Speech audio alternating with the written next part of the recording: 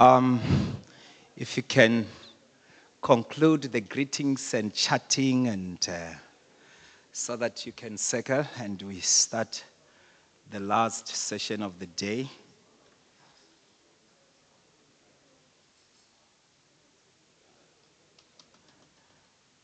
I would like to invite the team that will be part of my discussion here so that at least they can work together with me. We will be exploring the ASF policy brief and delegating the future of quality offsets in South Africa.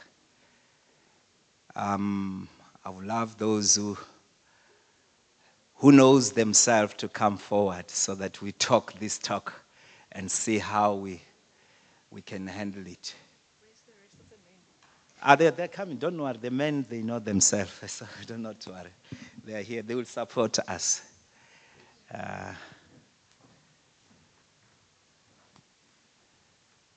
Are you also joining us on stage, Ms. Thambes?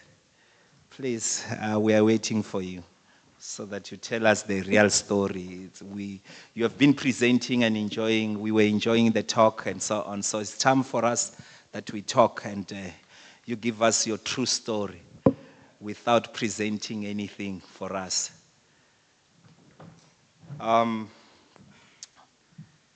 While they are busy taking, I was trying to read and I could not find, and I wish I was there in good with the latest technology called ChatGPT, so that I was going to ask them a very nice questions there. But I was put to chair because I know nothing about this topic. And it was very nice because I can just ask them any question and then they will answer. But having said that, I wrote something that you won't find it on ChatGPT because I wrote it myself. Let me just put it forward so that as you listen to me, you will get my message as the introduction of this topic. It is argued that air quality offsets offer an opportunity in addition to the current command and current legal regime.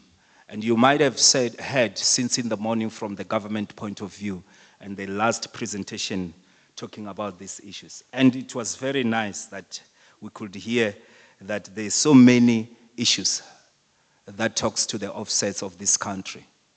And we want to explore those from the experts of the team so that at least they can explain to us. And also particularly in dealing with non-industrial sources, such as informal waste burning. I mean, olden days we would say we are burning the wood or coals and so on. But we want to try to find out also looking at the indoor qualities and those kind of things that are polluting. But more important is to look at the topic of this afternoon, just to look at how should we unpack this policy ASF and also the air quality offsets. And some recommendations, of course, that we, this community, we can talk about it.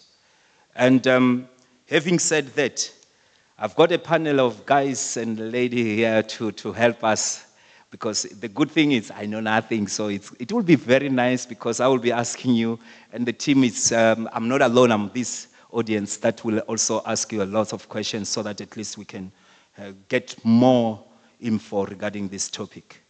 And it will be quite interesting so that at least we should not try to protect the government or to try to protect ourselves. Let's just talk freely so that at least you can give us your overview and so on. I like your presentation, Doc, there during this afternoon when you were talking, and I was listening very careful to say the studies that you're doing with the community, it's very important. And I was like, yeah, that's very good because then I will ask you the questions. And let me start with you, in fact. What are the lessons learned when working with the communities on the offsets projects? Thank you so much. I was one of the authors of the Academy of Science recently published, they're also known as ASAF, they published a policy brief on air quality offsets, and therefore, I've prepared something from that brief just to introduce this discussion. And then from there on, I think it will be more spontaneous. But yeah, just to start by the brief or the process that ASAF facilitated started against the background that to date, the actions to improve air quality in South Africa has focused on reducing emissions from industrial sources. However, air pollution levels remains above ambient standards in some areas, especially in dense low-income settlements. And in these settlements, there are non-industrial emission sources that significantly contribute to air pollution, such as solid fuels used for cooking and heating, and the burning of waste and dust. In other words, in densely populated communities in our country where many people don't have the luxury of flicking on a switch to cook food or to warm their homes in winter, they have no choice but to make fires using fuels such as coal and paraffin. And in communities where there's no rubbish collection services, and as we mentioned earlier today, that's more than a third of our country, people also does not have ways to manage their waste, and one of the ways is by burning it. And these activities have immediate and detrimental impacts on domestic air quality and affecting people's health and well-being. Air quality offsets create an opportunity for industries to partner with government and households to address these non-industrial sources, and importantly, while working towards compliance with legislated emission standards. Thus, offsets is not an attempt to say that other mechanisms should not continue. Offsets. The question is, should offsets be allowed as an additional tool or not? That I think is the question. So, ASAF's mission includes investigating and providing evidence-based solutions to national problems. And I think what was important today for me was when the regulator said this forum and other forums have to make use of science. And I think ASAF is such an organization. It's the Academy of Science of South Africa. And the process that they facilitated included many stakeholders from all sectors of society to participate first in a workshop on air quality offsets. And the hypothesis of that workshop was the following. The question was, should air quality offsets be included as an additional instrument for air quality management in South Africa? So that was the working hypothesis of the whole workshop. And after the roundtable workshop, a committee was appointed to consolidate the results of the workshops into a policy brief. And the policy brief has recently been published. It's air quality offsets as an instrument for air quality management in South Africa. And the policy highlights the central policy and technical aspects of air quality offsets, and it provides recommendations to policymakers, to communities, and to scientists on how offsets can be taken forward in South Africa to maximize the benefits. According to the air quality offset guideline that was published in March 2016, the definition of the air quality offset is, and bear with me, it's quite a definition.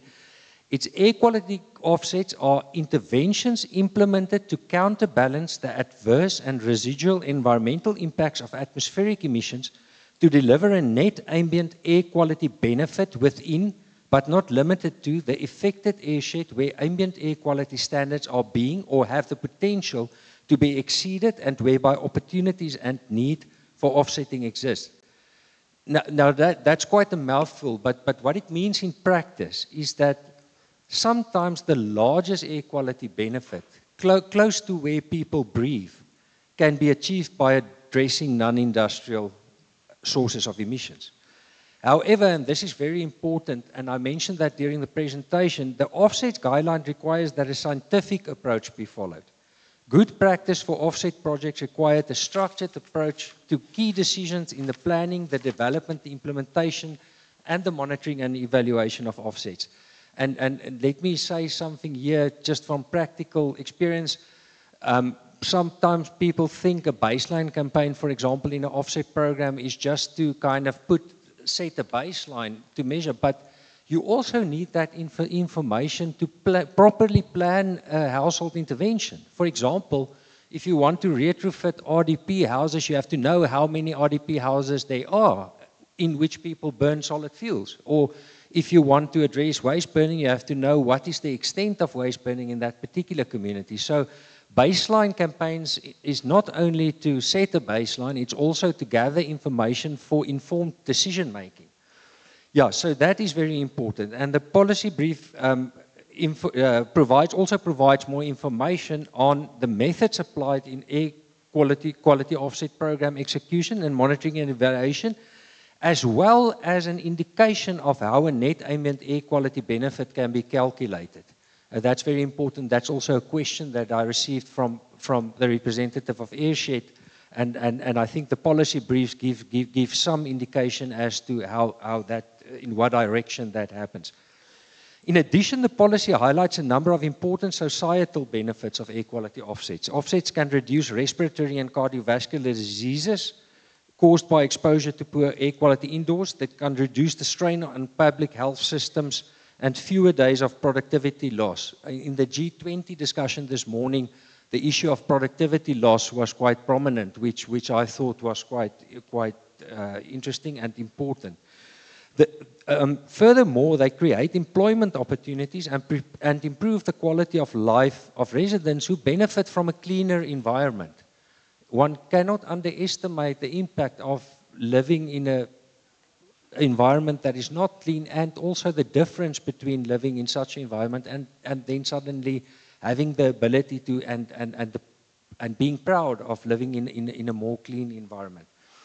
Air quality offsets also support the objectives of the just energy transition and alleviating energy poverty, enhancing energy efficiency, and promoting the adoption of renewable energy sources. That was also interesting, Peter's Lukie's reformulation of trying to, or saying that air quality comes in some instances even before climate change, or maybe we should start talking like that to get things moving. The policy brief concludes that the responsible air quality management requires strategies to address both industrial and non-industrial emissions. If implemented correctly, air quality offsets are an appropriate and cost-efficient instrument for air quality management. The cost-efficient instrument phrase, that phrase is also very important, because sometimes in a country like South Africa, it happens all the time that we have to make very difficult practical decisions to choose between either having load shedding or shutting down a power plant, or losing 10,000 jobs, or continue, you know, it's very, very, very difficult pragmatic decisions that one have to make. And I think we all have to be, it requires of us being responsible in the sense that we have to move more and more towards evidence-based decision-making and planning and results-based program implementation. I'm going to, moving closer to the end, I'm just introducing, but I also practically want to say what's the recommendations in the policy brief. So the general recommendations, 5 general recommendations are made. Firstly, support the development of appropriate standard for air quality offsets. Secondly, explicitly acknowledge indoor air quality improvement as a key component of air quality offsets, as within dense low-income settlements, the typical offset target is the bulk of human exposure occurs indoors.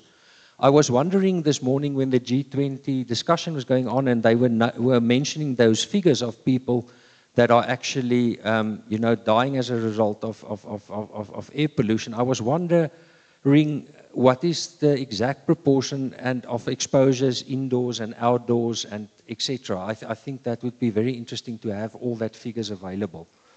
Thirdly, explicitly mandate the collection of quality of life indicators as part of air quality offset programs to ensure beneficial impact of end users. Just to stress this point once again, there's no way in which one can expect a low-income family to pay more for energy after an intervention than before the intervention. That is just not fair, and that is just not viable, and it will not be sustainable. So therefore, in any air quality offset program, one has to be very careful to make sure that the end users accept and are actively involved in the development and the implementation of the intervention. And it is possible. It takes a bit of time, but it can be done. Because if you, for example, do an implementation cycle in a 5-year period, you can actually spend some time in finding the right solution in the first 2 or 3 years, as long as you go through with implementation in year 4 and 5. Okay, then fourth, expand the scope of air quality offsets so that they also can be included outside of priority areas in zones where there's non-compliance with ambient air quality standards. Fifth, establish meaningful measures and mechanisms to ensure that air quality offset programs are owned by communities and local governments. We've spoken about local governments also in relation to these waste programs. It's very important not to exclude local governments, but to also assist where we can to form partnerships in establishing maintainable programs. This will help to ensure that offsets support long-term air quality benefit. And lastly, the policy brief provides some recommendations specifically for policy and decision makers, communities and advocacy groups, as well as for researchers and academics. The recommendations for policy and decision makers, there's 2, to make sure that applications for alternative emission standards also trigger an air quality offset requirement. That's an interesting thing that is not, as far as my knowledge goes, required by law at this point in time, but it would make sense to also ask, put offsets requirement when there's alternative emission standards, and to improve transparency and promote trust through publishing air quality offset plans and monitoring reports in a public domain. I think trust is very important in this sector, because we cannot, as academics and as a society, allow programs that claim that they are, for example, achieving a net benefit, but it's just language and there's no data and measurements to back that claim.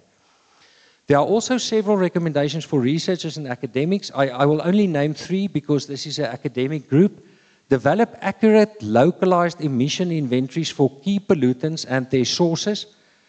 It was interesting, we had this discussion on roads. It's very relevant here.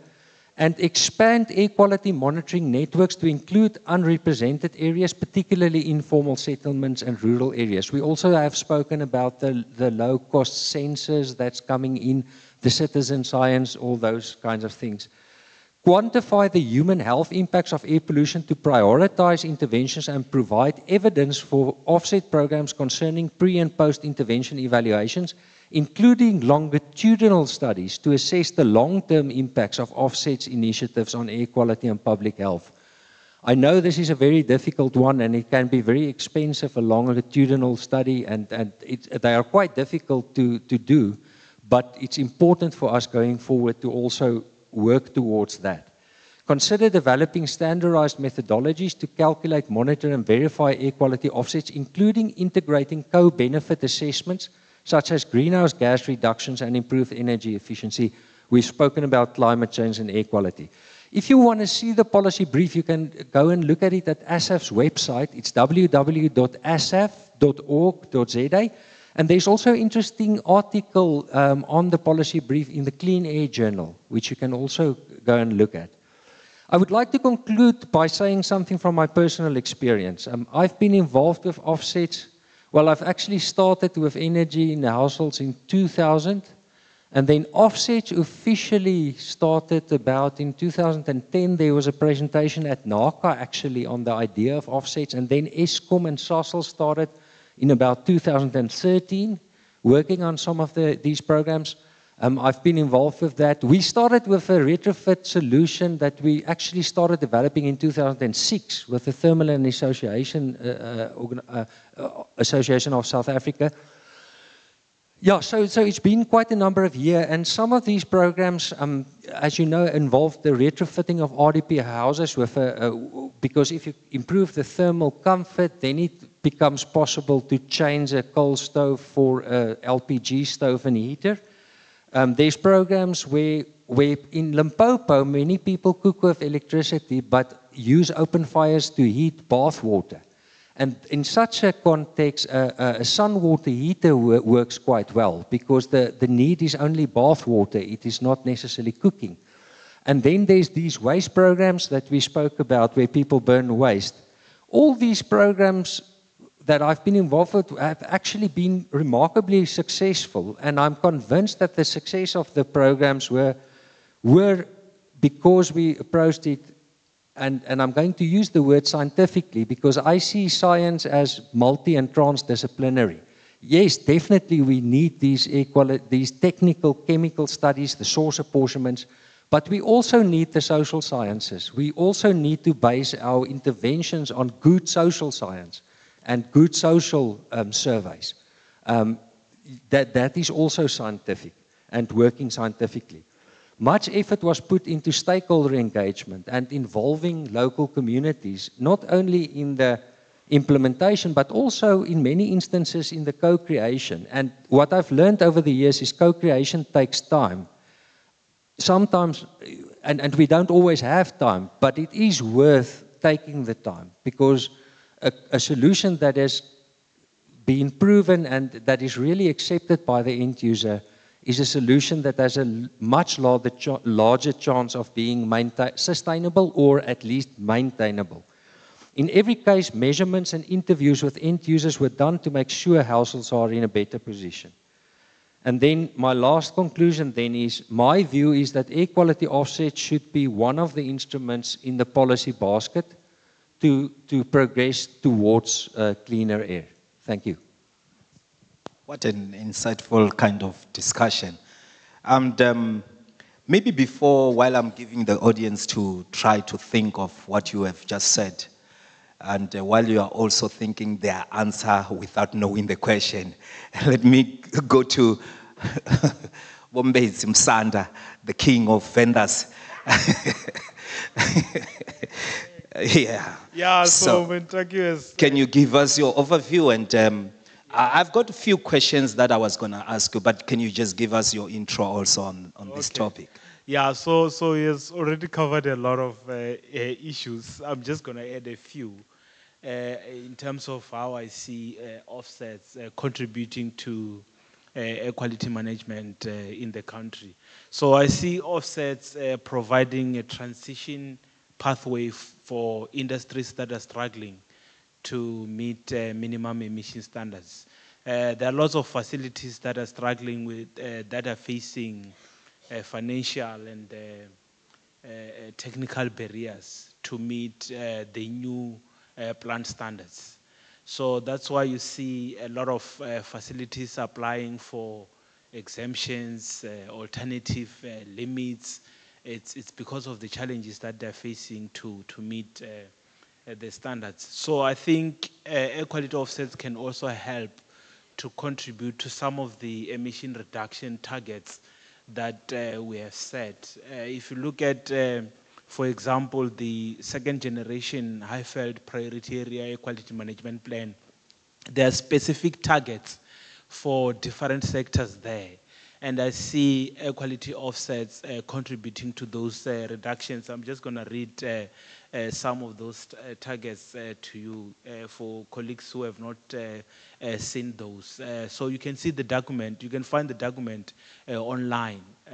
Industries, the expectation is 40% reduction by 2030. Mining and reclamation operations, 40%. On-road vehicle sources, 30%. You heard me talk about issues of contribution of unpaved roads in the morning. And one of the policies that, initially was thought to maybe could contribute to this 30% reduction was a strategy called Green Transport Strategy. I think somebody asked about this in the morning. Residential fuel burning, a reduction of 30% in terms of emissions. So I think these are some of the areas that I think air quality offsets projects can contribute to. Residential fuel residential waste burning, there's a 100% reduction in the second generation AQMP.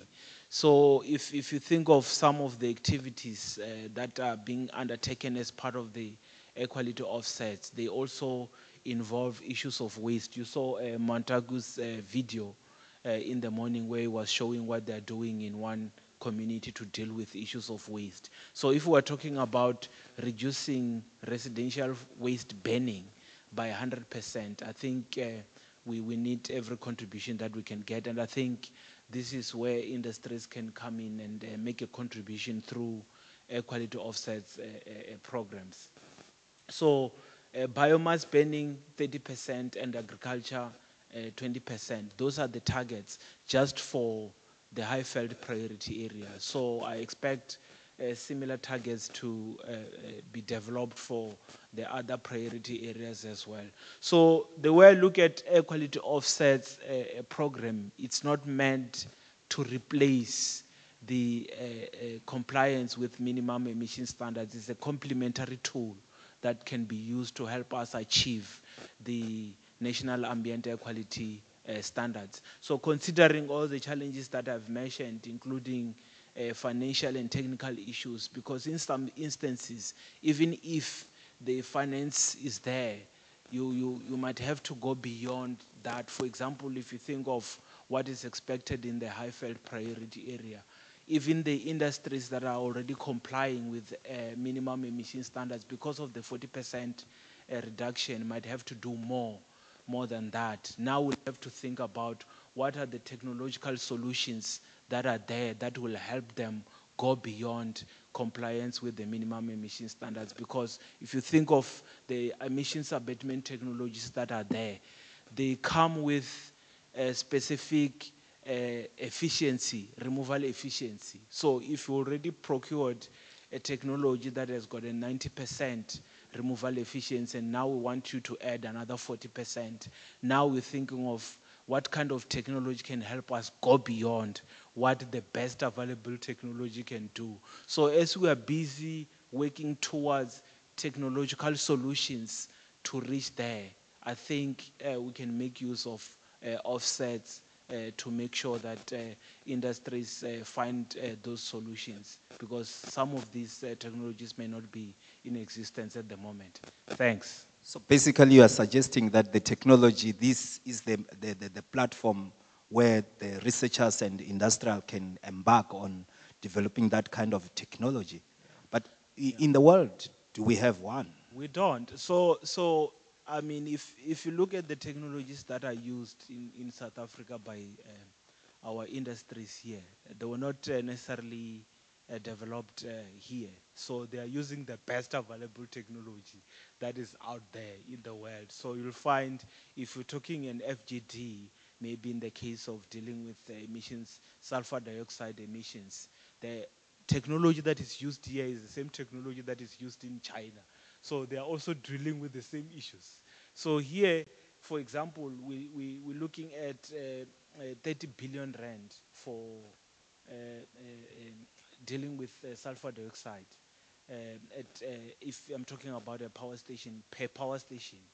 So those are some of the issues that we need to grapple with. But I think during this period that we're trying to get our house in order and getting technologies that can help us deal with these emissions, I think air quality offsets can play a role, a significant role. Thanks. Thank you. While they are busy also think of the answers of unknown questions.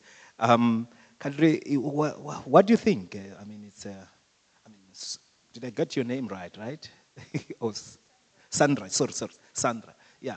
What do you think about these offsets, and especially when it comes to the government? I mean, government is forcing other things. Are we complying and so on?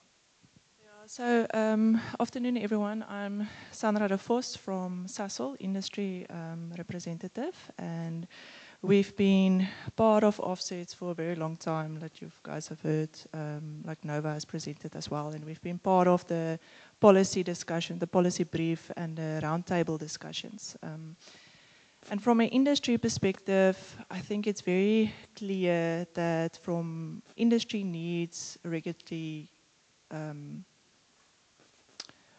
certainty, right, before they make any investments. And I think there's different pieces of legislation where offsets are introduced into it. NEMA, the principle of NEMA is the polluter pay principle, where industries can actually pay and make benefits and improved benefits in communities close by, in their fence line communities like Eskom, Sasol, Anglo has been implemented, where there's the direct benefit that people can experience. Then there's also, just get my notes, the offset guideline that was specified, and then there's also the National Management Air Quality to address dense low income settlements. Okay, so the guideline for offsets also talk about how to implement it, and it's specifically been referenced in the framework. And that is what a policy brief is also talking about, what is the regulatory pieces of information that can help and inform this. Then the policy brief also specifically, like Montague was talking about, the net ambient benefits. So how do we actually measure it? And through the years of implementation and the science around it, and I think that's where the robust discussions is needed on a technical side. And the platforms is there to really inform and make sure that the information that we're doing, the net ambient benefit, the scientific principles that's applied, assumptions that is made, is open for everyone to use the same basis. So that has been done as well. So we agree with the net ambient benefit as well. We use models, dispersion models, to quantify the ambient benefit. Well, there's different ways of doing it. We've improved, like waste skips, we've started modeling it. It's a grit receptor. But then we realized it's very localized, so you need to change and optimize it. And then AirShade has included the ring receptors. And as we go through, Nova has implemented some novel technologies on dispersion modeling, on AirMod, on how they're simulating it as well, and understanding what is the net ambient benefit. So that is where the science community is coming in and making sure we're continuously improving of what we are doing. Then offset, secondly, is also, it's shown that it's far bigger than just ambient air quality. It's a social benefit. It's outdoor, it's indoor, and that's one of the big things, I think, from the department side that needs to be realized, is that offsets and air quality it's an entire basket. You need to have a holistic picture and understanding of this. It's not only ambient, it is indoor too, and that is directly impacting people's health indoor as well. It is waste, it's service delivery. So if we want to assess offsets going forward, we need to take a holistic assessment of that. And then, yeah, it can also provide benefits for the just energy transition. And yes, we as a country, we need to move forward. We need to move less reliant on coal, and we are doing it. And like Maluta has mentioned, that abatement technologies is not necessarily always there. We need to make sure that we do it at the right pace, so that we do not hamper economic growth in South Africa. So we need to do it from an industry scale on the right side, but while we are doing it and waiting for getting the ideas and the technologies implemented, which takes time. Like we've been, as an example, how many years was it now? 10 years after the MES has been implemented, that we went through the process of doing 5-year postponement applications, but installing abatement technologies to actually reduce our emissions and getting to the MES compliance. That took about 5 to 7 years of implementation. If you look at how long projects are taking from the inception up to the point where you evaluate different technologies, you need to test it, you need to make sure it's fit for purpose for your operations and it's actually doing what it's supposed to do, then it takes time. We're not going to be able to change this country within a couple of days. We need years. And while we are doing that, offset is a great tool. So yeah, as an industry and as a Sasol, we do support offsets. We do see the benefits of offsets, but we also support it from having, how can I say it,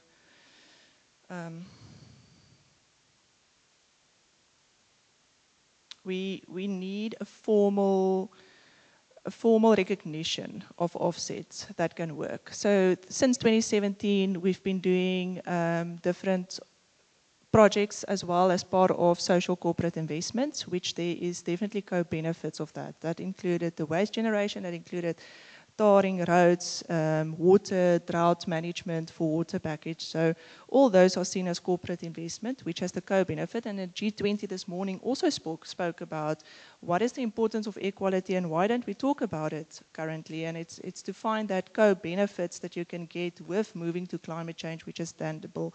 And offsets is exactly the same. We need to have a holistic assessment of offset and also be able to claim the benefits for air quality that's linked to the social improvements of Sandra, that. so then what do you think of the challenges and opportunities? community based on your experience at SASO?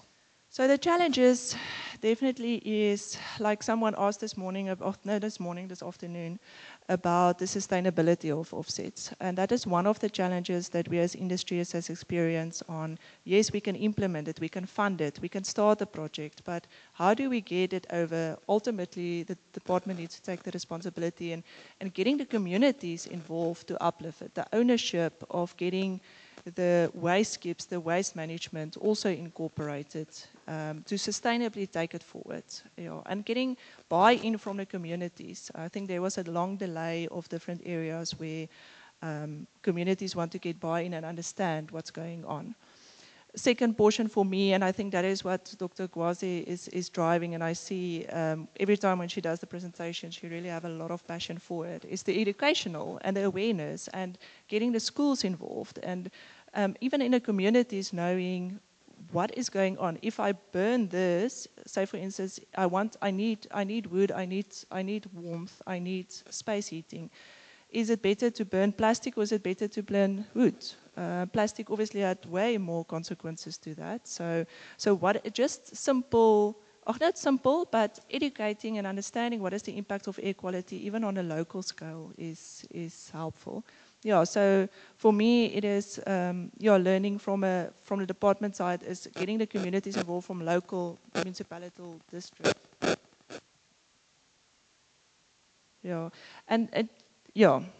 the good side, I think definitely some of the positives that came out of it, there was a good retention on people that's keeping so Sasol installed coal stoves, not coal stove, we removed the coal stoves. I'm checking who's listening and who's awake. remove the coal stoves and replace it with gas heating, gas stoves and ceilings. And there was quite a good uptake over a couple of years, and I think Nova can give the values to that.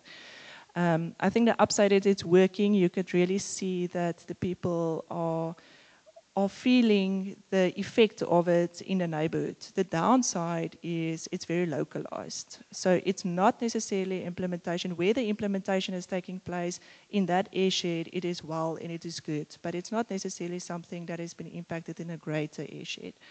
If you're trying to roll this out, you will need a really big scale to roll it out, and that can also be a big challenge to that. But yeah, I think having the information of the people that have experienced this really can say that they see the benefit of it on different levels. Okay. Thank you so much. Thank you so much. Dr. Mkwebo, I just want you to talk about this. As you talk, think of the academics and researchers and professors in the house and the students. They want to know more and they want to see what are the solutions that you can be solved, especially looking at the policies and so on. Thanks, Doc. Can you hear me? So, I think Montague has already outlined quite a few, all the issues in terms of the policy itself, right? In terms of the policy brief itself. So I was also privileged to be part of that panel that was part of the authorship of that policy brief. And so the reason why I was mostly involved in that was from a theoretical high-level academic point of view. We published a paper in 2022, which was we looked at all the instruments that are existing in terms of air quality in South Africa. So what are the sort of tools that are in existence in South Africa to deal with air pollution? And when we looked at all the solutions and all the tools, we realized that South Africa is quite heavy on command and control, as you've said, in terms of governance, compliance and enforcement. And we all know that command and control instruments also have their own limitations. Just to name a few, the limitation is that there's inflexibility in command and control. It doesn't offer incentives. It discourages motivation. That's command and control. It doesn't allow industries, for example, to come up with technological solutions, because all they have to do is to comply. And that's some of the limitation in terms of command and control. And we also looked at trying to benchmark at other international countries in terms like China, which are facing similar issues, and say, but how are they getting it right to some areas? And you realize that they followed that approach of having a blended approach or a hybrid approach where they looked at other instruments that they can implement. And offsets is exactly that, other instruments. Okay, so if you look at Section 24 of our Constitution, it talks, which the minister spoke about earlier, that we all have a right to a clean air, right? But then Section 24B says we need to do that using legislative measures, which we have spoken about, and other measures. Okay, so, and I think we tend to ignore the other part. And I think offset is exactly that other part, to say, but beyond and above the command and control, what else can we do to try and deal with this whole complex issue? So from a theoretical academic exercise, South Africa needs to also explore other avenues. We need to look at incentives. How can we incentivize the guys who are doing the right work and bring that into legislation? How do we encourage motivation? How do we encourage industries to think and come up with technologies and so forth? And instead of just focusing on heavy command and control on a day-to-day basis. So yeah, that is just my take. And also from a scientific point of view, Doc, is we need to know who's emitting what, where, and when, and by how much. If we've got that information, I think that would be our starting point. And at the moment, we are only focusing in certain pollutants and certain sectors, but then we're ignoring other big key sectors at the moment. So we need to have a full spectrum of who's polluting what when. Once we've got a good idea of that, we then need to come up with interventions based on the impacts of those sources. Okay, so we do some sort of a cost effectiveness analysis, as Montague has said, to see which issues are burning, where are the key issues that we need to focus on, and then we develop interventions particularly based on those burning issues. Okay, and those interventions then go into these plans and these solutions and these legislative instruments. I think we need to have a full spectrum on that. From a cost-effective point of view, we also need to think how much would it cost us to implement what as an intervention? And then we look who can afford what. How much budget do we have as a nation or as a country or as government to implement some of these interventions? And is it really worth it to implement in some of these interventions if we could be looking at other alternative interventions? So I think offset is one of those solutions. And from an academic point of view, I think we are for offsets being part of the solution. They are not the only solution, but they are part of the solution. Thanks, Doc. So just a quick one. So what do you think the government should do in relation to this? Is to acknowledge them, to acknowledge offsets as an instrument in addition to what we have. Of course, we should not, I think we need to be careful in terms of saying that offset should be done now and then or all the time, because then one might see it as a scapegoat for industry to just focus on offset and shy away from compliance, right? We're not saying that. We're just saying that there needs to be legitimately recognized offsets in terms of the current existing instruments, and to do that is to blend that to advance our policy requirements. For example, the legislation itself needs to be strong on exactly how do we go about to implement an offset. Yeah. Thanks. Let me just maybe open a little bit to the audience so that at least they can ask you guys. I've got so many questions, and I was like just giving you an opportunity so that you can see they're raising their hands. It's going to be tough, yeah, and you must be ready.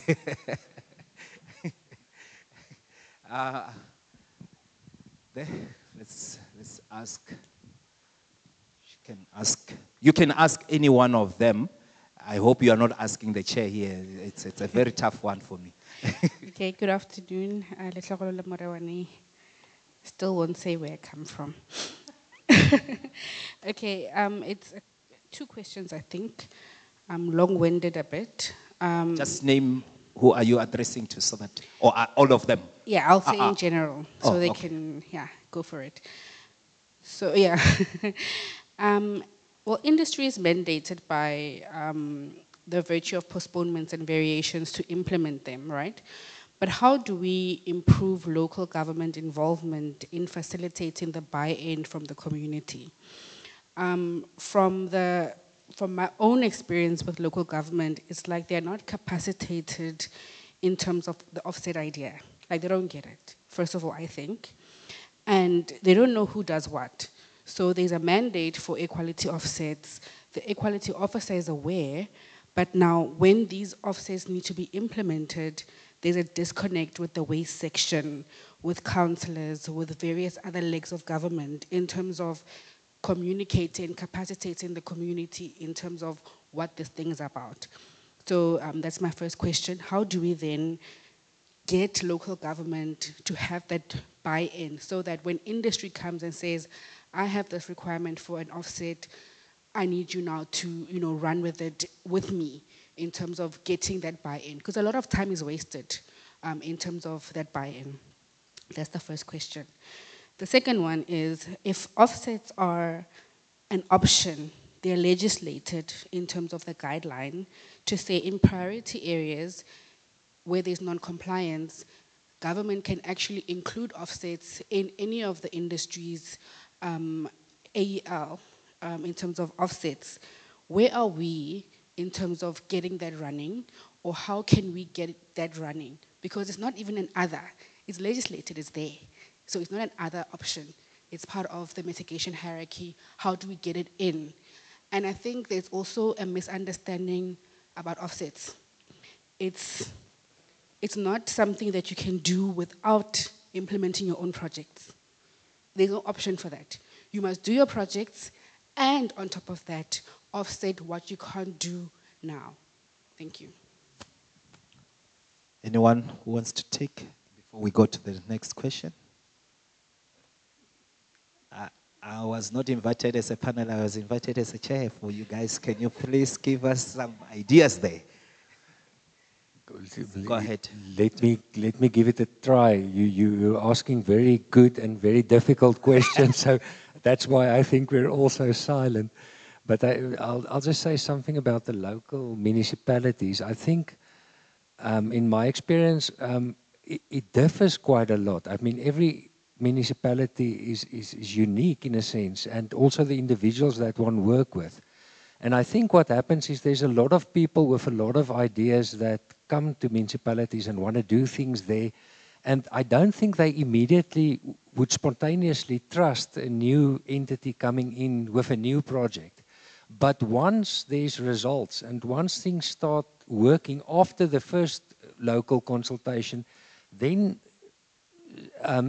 they may become more involved. So we have this experience in one municipality where very recently one of the air quality, the person that's responsible for air quality actually asked for a meeting and said she wanted to understand more about offsets and how it technically works and so on.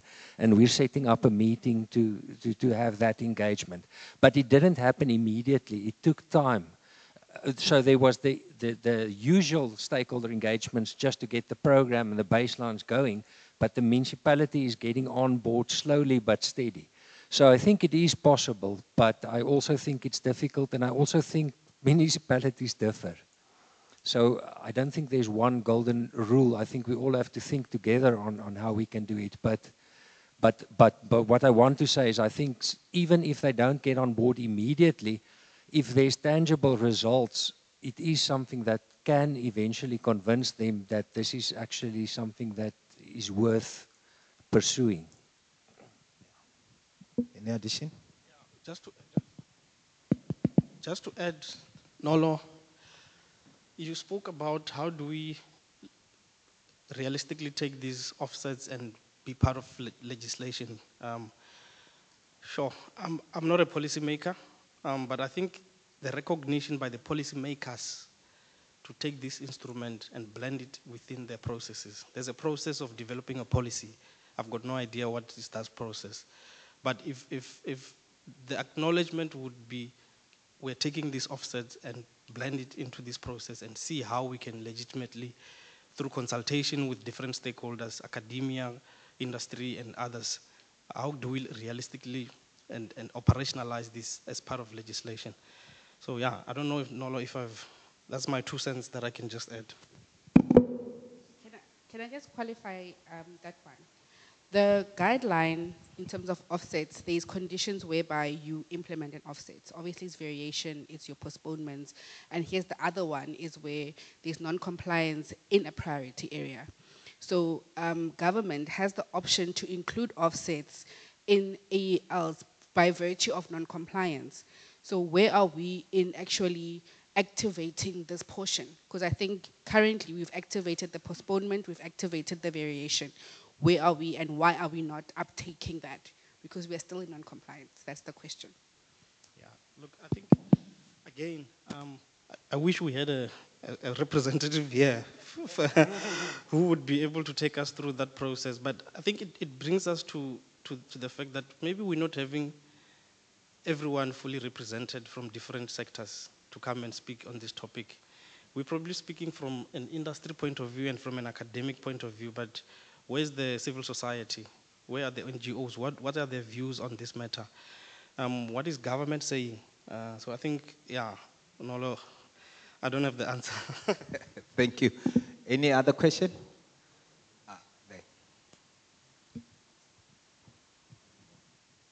Hi. I just want to ask. Give us your name. Okay. My name is Abel from company you are ESCOM. I just want to ask. There are times that we implement an offset program. You can see the results. A year later, you sort of get the deterioration. Because when we were implementing the offset, the household then were not many. Within less than 6 months, the area has exploded with informal settlement that were not there. Then what do we do? First time, when we're doing the analysis, we'll say the offset is working, and we can see the progress. Now, 6 months down the line, the same area that was offset implemented, now there's exploded with new people which are coming in thousand within 6 months. Then what do we do about a program like that? Because firstly, we realized that it was improving, the results were there, you could see the data and the analysis.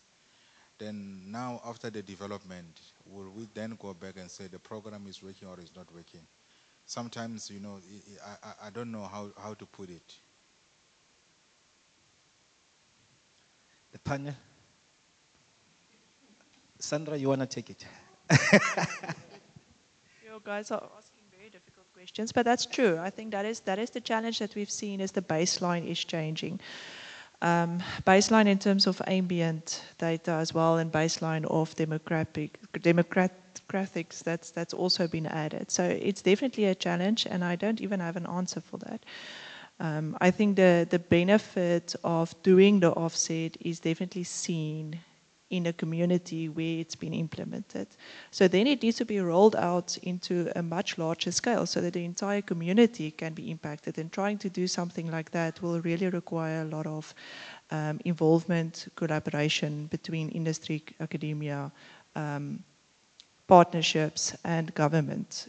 And it needs to be coinciding then with the energy infrastructure and getting clean energy in, renewable energies in, and rolling it out. So that's the only way that I can see that you will not sit with that baseline shift that is happening.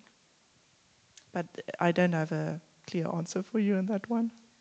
Dr. Mre, you wanted to give an...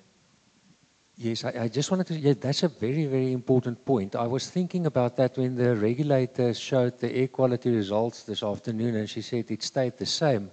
And then I thought to myself, you know, is that a good or a bad thing? Because in terms of if there's population growth and economic growth, it can also get worse. And that is the situation that you're describing, that in a community, let's say for argument's sake, you've got a community of 10,000 people, you take out 5,000 coal stove and there's another 5,000 people coming in. If you didn't do the project, there would have been, you know, that 5,000 will still have been continuing. But the situation still got worse because you had that influx of informality and everything that goes with that. But that is why I am, I'm a strongly believe we need to tackle this thing in a multidisciplinary and a transdisciplinary way. We have to understand the demographic trends. We have to understand, because we cannot just, it's also not fair to, not to recognize what the industry is doing in an area if informality has increased and it was not, and the industry has been working there. So the solution to that, I think, is the fact that we have to keep on understanding what is happening, and hopefully there's ways of doing more offsets or more programs, and also finding solutions for the people that's coming in, or for the influx or the informality.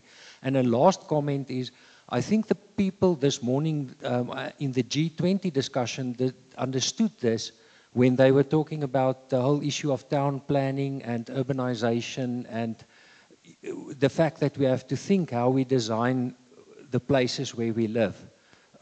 But in short, the problems are not going to disappear, but it helps to understand what is happening. Squatter camp, we just come and stay closer to where you have made your plans and so on. That was his question. Any question? Oh, thank you. Mr. Chair, if you will allow me to just weigh in on that question. So I think that's a very important question. There's a technical answer to that, and that is that air quality monitoring cannot be the metric in terms of which an offset project is evaluated. And the simple technical reason for that is that the baseline does not exist. The baseline is counterfactual. An improvement is a difference between what would have been and what happened. Only one of those two scenarios actually exists, and that is the project scenario. That is what happened. What would have happened, in other words, had the plant complied and had the project not existed, does not exist. It is just a counterfactual. So the only way that you can assess that is through some form of modeling. And then that, whatever the, let's say, the height of the tide is on which this thing drifts, that the comparison still should give a difference. So I think the role of air quality monitoring in terms of assessing the success of an offset should be well understood. And the role of air quality monitoring in terms of the offset is to show that the basic premises on which the program was built, namely that the industry has a limited effect, typically a very small effect on the area, but that there are significant local sources, that is still in place. So there's actually quite a limited role for air quality monitoring, and we shouldn't focus on that as the success metric. It is per definition something that should be modeled. Thank you for that. Any question? Okay. Go ahead, Greg. Okay, Gregor Feig again from SAON. So I've been involved in this discussion for a long time since, and at least following it. But, you know, a lot of these interventions that you're doing, waste removal, road paving, things like that, doesn't that come with a certain moral hazard that these are tasks that really are the responsibility of the municipality and the town planning that comes with the local authority? And, you know, industry is now being expected to do the work that is, you know, the function of the local municipality, things like waste removal. People burn waste because it's a logical answer to having waste accumulating because there's no waste removal mechanism. I think this is probably a question for Dr. Murray. It's probably where you'd throw that in, and Dr. Poe would probably also have a bit of input on this one. Yeah, that's just getting a little bit philosophical about this, actually. Yeah, we're really in the hot seat here. No, that's a very good question, and that's absolutely true. I think, once again, we sit with a dilemma in the sense that definitely it is, but what I found, and sorry, I'm going to be very straightforward now, sometimes the most easiest thing to do is to do nothing, because the moment that you start doing something, you become responsible. So that's a very huge problem in informal areas, because it's not formal. The moment you do something there, you become, let's think of something like electrical cables that's hanging low in the street. A truck cannot even drive there. You cannot go and fix that cable. I mean, if something, suddenly you become responsible. Or these waste programs, I mean, there's regulations, there's ways you have to comply with environmental licensing. In informal areas, you cannot even sometimes hire a building or erect something because there's no formal proclamation. The moment you start doing something there, you become responsible in a sense. The fact of the matter and the reality is there's informal areas where there's no service. Yes, it is a responsibility of, and we can advocate for that. But what happens in the meantime? I think it's once again like this dilemma we sit with also the power stations that had to close down. Now we cannot afford more load shedding. We have to find practical ways going forward. And I think the central theme of this discussion almost around offsets is that offsets is definitely not an ideal solution. In an ideal world, the government, the municipality, everybody will do their work and everybody will have services and everybody will have a fair income and everyone will have it. We don't sit in this situation. So I think it's an interim arrangement. But I think what's important, Gregor, in what you are saying is that that we have to keep this in mind and take municipalities with us on this journey. And that is also, we have to continue to engage with municipalities and to try and to show them what their responsibility is and where possible to also cooperate with them, at least that they, so in the one project that we're doing, at least they're picking up the waste at the sites. So it's actually a kind of a public-private partnership. The industry is funding a component and the municipality is funding a component. But what you are saying is absolutely true, and I absolutely agree with you. In an ideal world, the government should do this.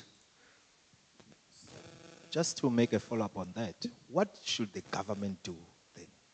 Because everybody's talking, government should do this, should do this. Exactly, if I was a government person, I was gonna, like, what do you want me to do then?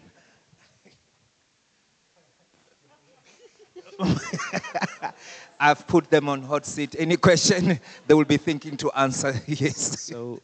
So I think I'd like to continue a little bit on this discussion about, you know, the importance of offsets. And I'd like to start my comment by, I think offsets are important and we should do them.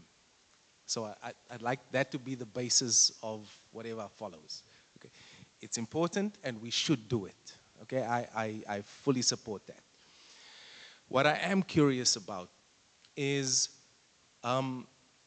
this question that I asked earlier, actually, that the panel didn't have an opportunity to answer, is that how do you decide which offsets are appropriate for which action? In the sense that if you start paving the roads, you are offsetting, but you are causing a lead problem, potentially, right? So you're claiming offsetting points, or however that happens, but you're causing another problem. So now, do you have to start another offsetting problem, offsetting solution of your offsetting that you've just created? Do you see the sort of challenges that gets created with it? Is that offsetting is critically important, and I don't dispute that we should do it. But I think there's an important consideration that we should just not blindly run into it and decide offsetting is this. I think in the climate change arena, I think there's a similar example whereby people say, let's plant trees because the carbon will get captured in the tree planting. So you take away the grasses of the savannas of Africa and just plant trees and make a rainforest. But the problem that you're actually creating is you're not capturing more carbon by doing that offsetting challenge, that offset intervention. So my concern is that it's a similar thing happening with offsetting for equality, where you are, you're doing this intervention, and it's all well and good. We have all marvelous, ambitions of doing it, and it's doing the right thing. But the additional problems is not necessarily the right thing. So that's my comment. And firstly, what I would posit as a potential solution to this, and I'm not sure if this is probably one of the best forums to have such a thing, is because you have government involved, because I think even our government struggles, or policymakers struggles with, where do we set a target to then let our industry comply with that target, because they don't even know this, so the offsetting activities are being done as a sort of ad hoc, just to appease our conscience a little bit, and we have an opportunity in this community, I think particularly, where you have academia, you have industry, and you have government all getting together, all talking to each other, without necessarily having any animosity in the way that we are interacting with each other, right? So there's support here, there's buy-in here, and I think there's an opportunity whereby, and probably what one can do is have some sort of discussion, like a genuine discussion, not necessarily just say, we're doing the offsetting as industry, or academia, we're pointing the finger as you guys are doing the bad thing, or government, we don't know what we should do, and everybody complains government for not having targets for these things. This is our problem collectively. And I think it's important that we actually have just have lehotla then, I don't know. Anyways, that's my comment, and I don't know if if you guys want to Lekgotla, Vice President, we are hearing Lekgotla for offset. Any question? Still have a few minutes to deal with this. Oh, you want to try to come up? Yes, Sandra. I'll try. So Warren, very valid point, obviously. I think it's horses for courses. You cannot make the same policy throughout. You cannot have the same solution for everything and make it a blanket statement. It very much depends on where you are located and what is the scenarios there. And everything needs to weigh up. There's always a cost involved. There's always a benefit involved. There's always a health benefit or a social benefit or something else been involved. And part of your solutions that needs to be incorporated, understanding what is your sources contribution, what is the hotspots, what is the main sources, and then how do you address that to the best of your ability? Is it by implementing a technology? Is it with low-hanging fruit that I can literally just pave the road, and if tar is not working, bitumen coal, then let's do plastics. Isn't it better to do a plastic road, finding other solutions to implement it? But you need to weigh it up, and you need to understand from the lead study what is the actual measurement. So that's why I also believe that research will continue forever and a day, because we've learned and we are still learning. And the only thing that I've learned through my PhD is knowing how little I know. So it's understanding all the different sources and making the right choices with the information that you have on that time. Yeah. Thank you so much. Come again? So, Sandra, I think this is exactly what I mean, is that there's this matrix of if, else, then for all kinds of offset, right? But what I'm trying to say is that we don't have a decision tree that has this matrix of and so what I'm saying is that perhaps it's useful to to critique that. You know, specifically, if it's butamin, let's do it. Let's see how many people we can sacrifice with lead poisoning. You know, let's see how many people we can sacrifice. Somebody has to make that tough decision, right?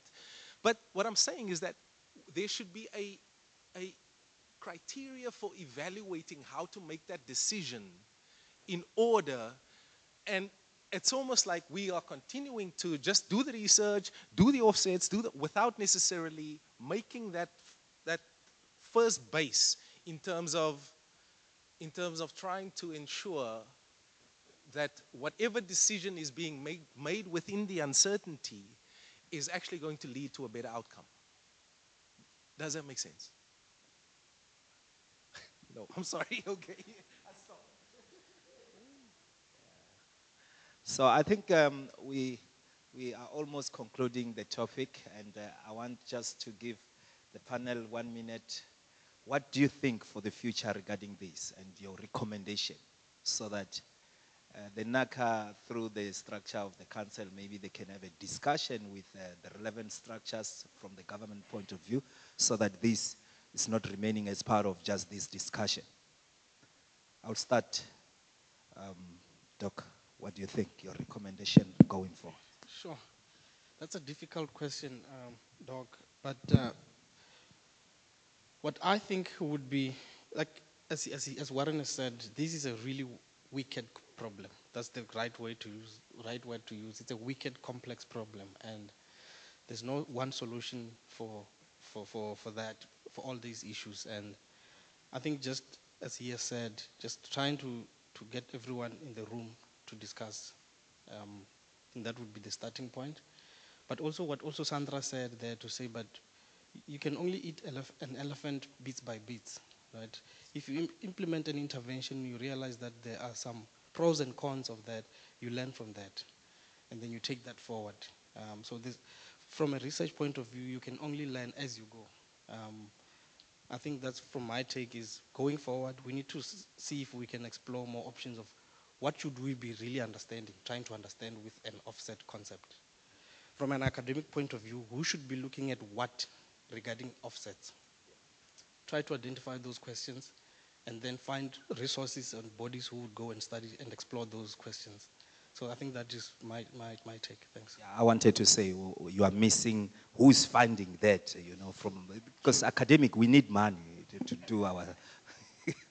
Dr. Murray, your final thought on this. Oh, thank you. I think, firstly, the Academy of Science of South Africa, the policy brief that they created, they went through a very rigorous process. They had a workshop. They invited a broad spectrum of role players. Industry was there, government, others, and experts participated. Scientists participated, and quite a broad spectrum of disciplines.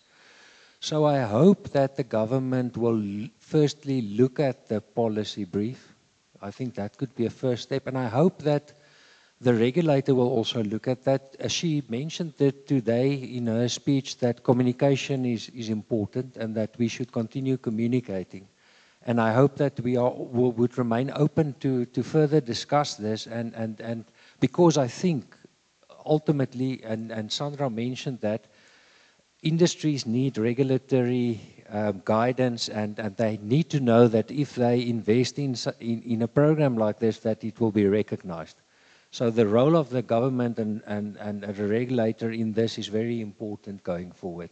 So my wish to conclude is that the status of the ASAF policy brief will be acknowledged as that it is a scientific document, in the sense that, and that it is meant as, not as a final document, it's meant as a paper to open the floor for any inputs, and also for people and persons that disagree with offsets.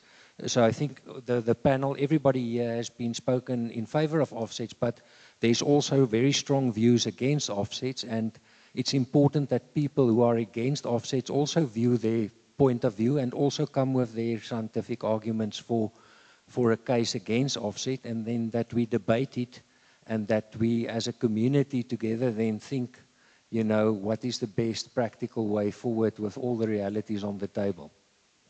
Thank you so much. Sandra, your last Yeah, words there. ditto.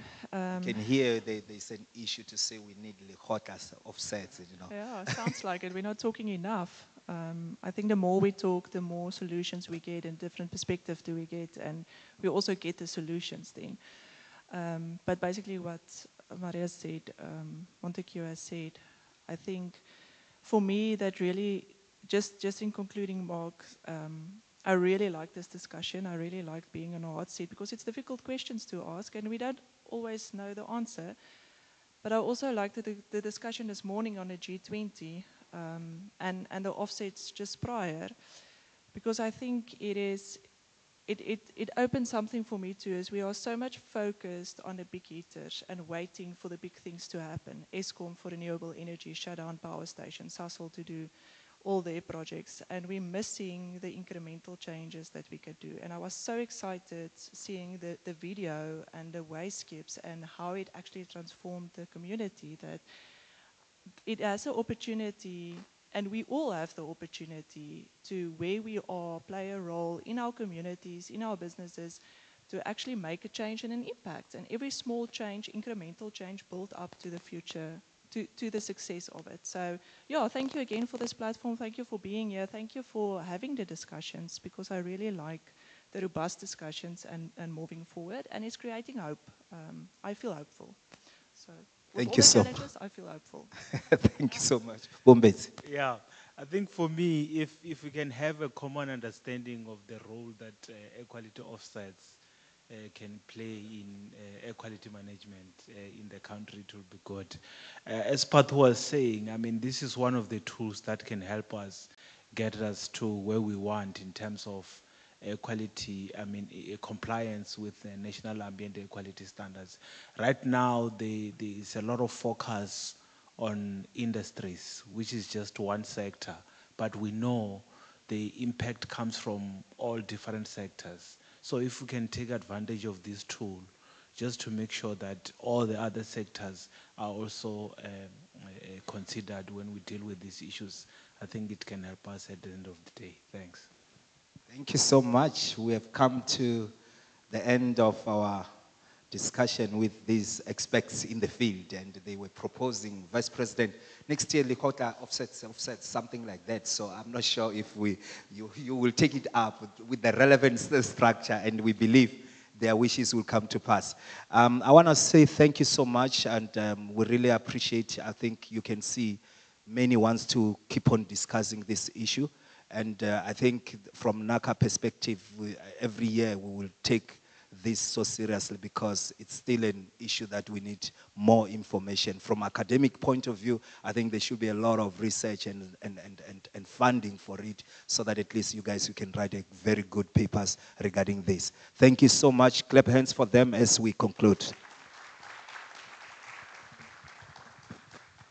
I think we can invite, I think, is it Happy to, yeah, Happy, if you can come and conclude.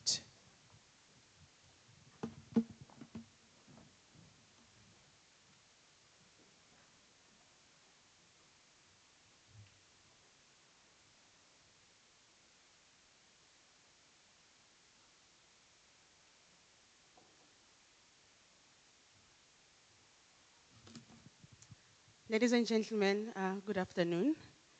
I think that, Chair, you've opened a Pandora's box with the offsets, and we really do need a continuation to this infinite discussion. I wanted to start with a joke, because I see that everyone is still in a mode of delayed flights that we experienced. And it's, at least we know how it feels when somebody says, I'm on my way, and they have not even left home yet.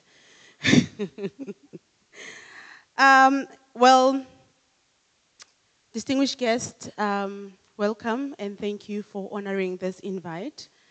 Vice Chair, thank you for this wonderful event. And as we conclude today's full program, I wanted to reflect briefly on what we have achieved together today. From the insightful keynote speaker by our Deputy Minister, Mr. Naren Singh, and to the multi-stakeholders workshop, which was led by our own Dr. Patience Gwaze. And through the in-depth technical sessions, we have taken important steps in understanding the state of air quality management, interventions, offsets, as we just went through the discussion now, and the future strategies of Southern Africa. The richness of today's dialogue, whether it was from government, our academia, industry, as well as civil society, shows the power of collaboration and communication, as was discussed this morning. It has been encouraging to see honest reflections on the challenges that we face as a country and globally as a world. And inspiring to hear practical pathways forward from reducing domestic waste burning to better managing nitrogen and ozone, to rethinking the role of offsets in shaping our future air quality agenda. As we close today's program, let's remember this, that clean air is not a luxury. It's a basic right. Offset emission is not the final answer, but it is a step forward buying time. And that time, we must use it wisely to transition the real, lasting solutions. The air we protect today is the legacy we leave for tomorrow. Let's make it one we can all be profound of in the future.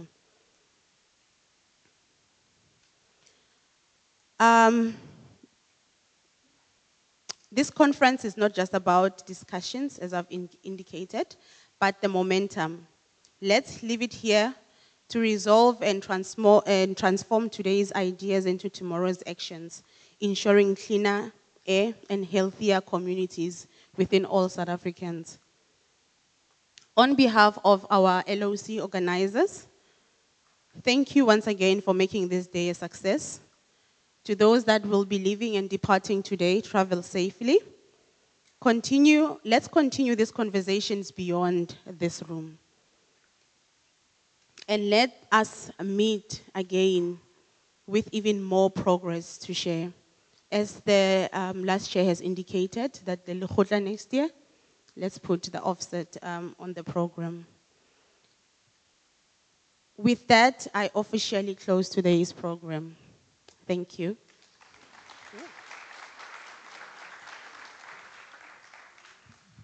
Thanks, Happy. I just want to remind you, we start bright and early tomorrow morning. So we're going to start at 8. Yeah, so we start at 8, and we have a keynote first thing, and then another oral presentation. So if the speakers could please make sure that we have their presentations. And if you're unsure, please speak to Brigitte. Sorry, if the 3-minute research talk speakers are unsure about how exactly they need to approach it, they're welcome to quickly come to me and I can explain in person. But that's all from my side for now. So just remember to submit, please. Thanks. See you early.